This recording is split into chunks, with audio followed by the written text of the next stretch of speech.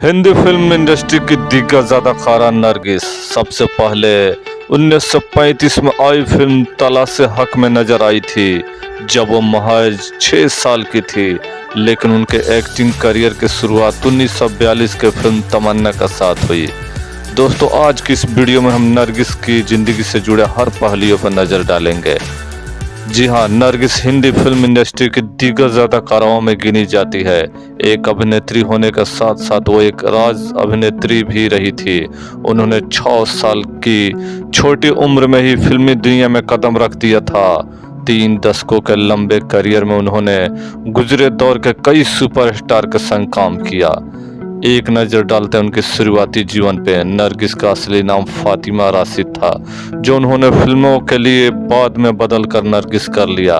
अभिनेत्री का जन्म एक पंजाबी मुस्लिम परिवार में 1 जून 1929 को पश्चिम बंगाल के कोलकाता शहर में हुआ था। उनके पिता का नाम अब्दुल राशिद था, जबकि हिंदू से मुस्लिम बनने से पहले उनका नाम मोहन चंद उत्तम चंद त्यागी था, जो एक अमीर पंजाबी परिवार से ताल्लुक रखते थे। बात करें परिवार की, तो नरगिस की मां नाम जद्दन बाई हुसैन था। वो बनारस की रहने वाले थे। उनका जन्म भी एक ऐसे मुस्लिम परिवार में हुआ था जो पहले हिंदू था। जद्दन बाई हिंदुस्तानी क्लासिक संगीत की गायिका भी थी। नरगिस का परिवार पंजाब से इलाहाबाद चला गया। इसके बाद वे कोलकाता शहर में बस गए। नरगिस का एक सौतेला भाई अनवर हुसैन भी उनकी तरह एक अभिनेता थे। बात करें उनके करियर की, तो नरगिस सबसे पहले 1935 में आई फिल्म तलाश हक में नजर आई थी जब वो महज 6 साल की थी। लेकिन उनके एक्टिंग करियर की शुरुआत 1942 की फिल्म तमन्ना के साथ हुई। बतौर लीड एक्ट्रेस नरगिस की पहली फिल्म महबूब खान की तकदीर, जो 1943 की थी। इस फिल्म में उनके अपोजिट मोतीलाल थे।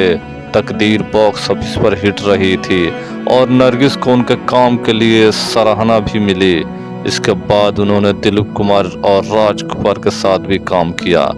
फिल्मोग्राफी की बात करें तो नरगिस के करियर की कुछ शानदार फिल्मों की बात करें तो इस लिस्ट में आग 1948, अंदाज 1949, बरसात 1949, बाबुल 1950, आवारा 1951, आह 1953, श्री 420 1955, चोरी चोरी 1961, मदर इंडिया 1957, रात और दिन 1967 जैसी कई यादगार फिल्में हैं। उनके जीवन में बहुत सारे उतार चढ़ाव भी आए, जिनका करियर भी लुढ़कता नजर आया।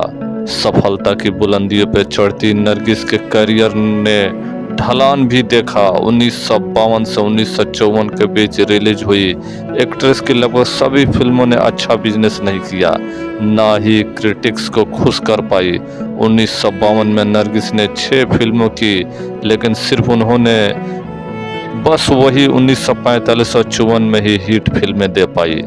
लेकिन कोई भी हिट साबित ना होने की वजह उनका ग्लैमर्स में घटता हुआ क्रेज था। 1953 की रिलीज हुई आह को कुछ सालों बाद कॉल्ट फिल्म का स्टेटस मिला। नरगिस ने अपने नीचे आते करियर ग्राफ को 1955 में आई राज कपूर की फिल्म श्री 420 के साथ। बात कर राजनीतिक करियर की, तो आखिरी बार नरगिस 1967 की फिल्म रात और दिन में नजर आई। इस फिल्म में उन्होंने 15 साल के लंबे ब्रेक के बाद फिर से एक्टिंग की थी, जिसके लिए उन्हें क्रिटिक से खूब सराहना भी मिली। शानदार एक्टिंग करियर की वजह से नरगिस को 1980 से 1981 तक के लिए राज्यसभा की सदस्यता भी मिली, लेकिन इस दौरान बीमारी के कारण उनका निधन हो गया। बात करें पर्सनल लाइफ की, तो नरगिस और राज कपूर ने 10 सालों में एक साथ लगभग 16 फिल्मों में काम किया। पर्दे पर दोनों की केमिस्ट्री को जितना पसंद किया गया, उतनी ही चर्चा उनके रियल लाइफ में केमिस्ट्री की भी रही। मीडिया रिपोर्ट के अनुसार पहले से शादीशुदा और बच्चों वाले राज कपूर संग नरगिस का कई सालों तक रिश्ता रहा। नरगिस ने राज कपूर के साथ अपना 9 साल का रिश्ता तब खत्म कर दिया जब एक्टर ने अपनी पत्नी को तलाक देने से इनकार कर दिया था। शादी की बात करें तो 11 मार्च 1958 को नरगिस ने सुनील दत्त से शादी कर ली, जो कि एक हिंदू थे। रिपोर्ट के मुताबिक सुनील दत्त ने मदर इंडिया के इस दौरान सेट पर हुए हादसे से नरगिस की जान बचाई थी। सुनील दत्त से शादी करने के लिए नरगिस ने अपना धर्म परिवर्तन किया और एक हिंदू बन गई। वही उनके बच्चों की बात करें तो शादी के बाद दोनों के 3 बच्चे संजय दत्त, नम्रता दत्त और प्रिया दत्त हुए। संजय ने माता पिता की तरह एक्टिंग की दुनिया चुन ली, वही प्रिया दत्त राजनीति के क्षेत्र में उतर गई, जबकि नम्रता ने अभिनेता कुमार गौरव संग शादी कर घर बसा लिया। वही बीमारी की बात करें तो 2 अगस्त 1980 को राज्यसभा सेशन के दौरान अचानक नरगिस की तबीयत बिगड़ गई। शुरुआत में डॉक्टरों को लगा कि उन्हें पीलिया है और उन्हें मुंबई के ब्रीच कैंडी अस्पताल में भर्ती करा दिया गया, जहां 15 दिनों तक उनके कई सारे टेस्ट किए और अंत में पता चला कि उन्हें पैंक्रियाटिक कैंसर है। इसके बाद न्यूयॉर्क के Memorial Sloan Kettering Cancer Center में उनका लंबा इलाज चला। निधन भारत लौटने के बाद उनकी हालत बिगड़ने लगी और उन्हें तुरंत ब्रीच कैंडी में भर्ती कराया गया। 2 मई 1981 में नरगिस कोमा में चली गई, जिसके बाद उनकी हालत गंभीर हो गई और अगले ही दिन 3 मई 1981 को 51 साल की उम्र में उनका निधन हो गया। नरगिस को मुंबई के बड़ा कब्रिस्तान में दफनाया गया। नरगिस के गुजरने के चंद दिन बाद 7 मई 1981 को उनके बेटे संजय दत्त की पहली फिल्म रॉकी रिलीज हुई थी, जिसके प्रीमियम के दौरान नरगिस के लिए एक सीट खाली रखी गई थी।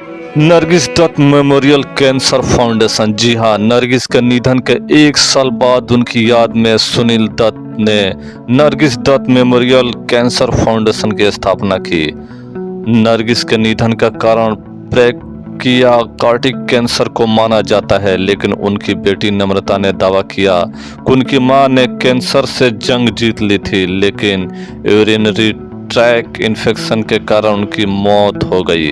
वही संजय दत्त ने कहा कि इम्यूनिटी कम होने के कारण उनकी मां इन्फेक्शन की चपेट में आ गई थी और यही उनके निधन की असली वजह थी।